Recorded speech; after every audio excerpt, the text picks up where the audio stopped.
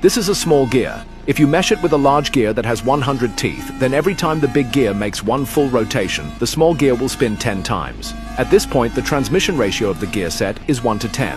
But what if you want a 1 to 100 transmission? You could replace the 100-tooth gear with a 1,000-tooth gear. However, that would be far too large and impractical. So cleverly, you fix a 10-tooth pinion onto a shaft and pair it with a 100-tooth gear, and then make 2 identical sets. Now here comes the key part. You use the first 100-tooth gear as the driving gear and mesh it with the small pinion of the second shaft. Then, the 100-tooth gear on the second shaft meshes with the small pinion on the third shaft. When the driving gear rotates once, the second shaft turns 10 times, and at the same time, the third shaft turns 100 times. Just like that, you've replaced a massive 1,000-tooth gear with a compact gear train and achieved a 1 to 100 speed increase.